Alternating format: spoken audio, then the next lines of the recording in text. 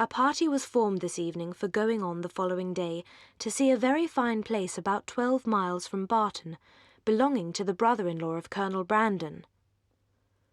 But their intended excursion turned out very different from what Elinor had expected.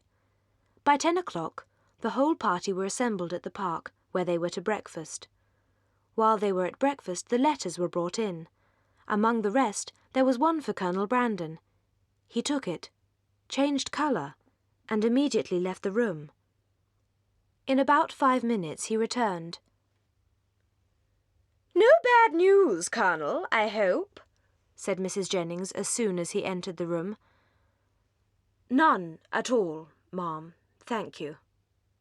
"I'm particularly sorry, ma'am," said he, addressing Lady Middleton, "that I should receive this letter today, for it is on business which requires my immediate attendance in town." Colonel Brandon's horses were announced. "You do not go to town on horseback, do you?" added Sir John. "No, only to Hamilton. I shall then go post." He then took leave of the whole party.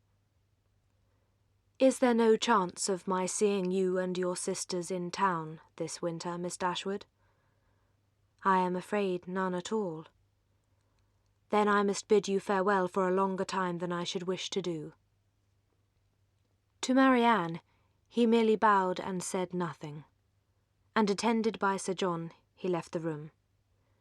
When Sir John returned, he joined most heartily the general regret on so unfortunate an event, concluding, however, by observing that as they were all got together, they must do something by way of being happy. It was settled that there should be a dance in the evening, and they had the pleasure of sitting down nearly 20 to table. Willoughby took his usual place between the two elder Miss Dashwoods. Mrs. Jennings sat on Elinor's right hand, and they had not been long seated before she leant behind her and Willoughby and said to Marianne, "I know where you spent the morning." Marianne coloured and turned away in great confusion. Mrs. Jennings laughed heartily. They had gone to Allenham and spent a considerable time there in walking about the garden and going all over the house. Elinor could hardly believe this to be true, and as soon as they left the dining-room, Elinor inquired of Marianne about it. "Why should you imagine, Elinor, that we did not go there, or that we did not see the house? I never spent a pleasanter morning in my life."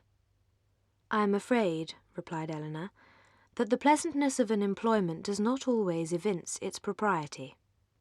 Marianne blushed at this hint, but it was even visibly gratifying to her, and after a 10 minutes' interval of earnest thought, she came to her sister again, and said with great good humour, "Perhaps, Elinor, it was rather ill-judged in me to go to Allenham, but Mr. Willoughby wanted particularly to show me the place."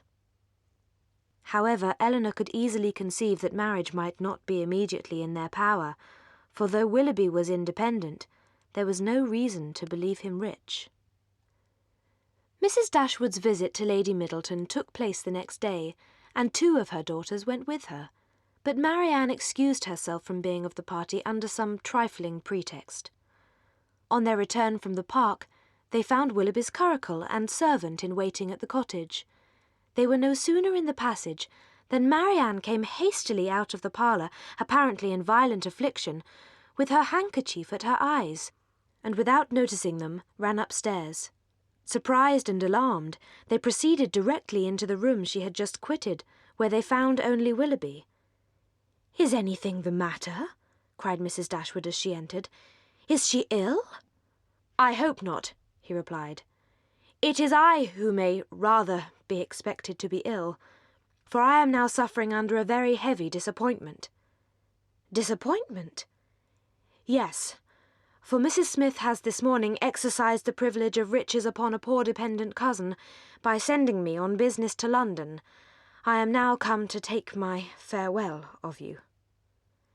"Her business will not detain you from us for long, I hope."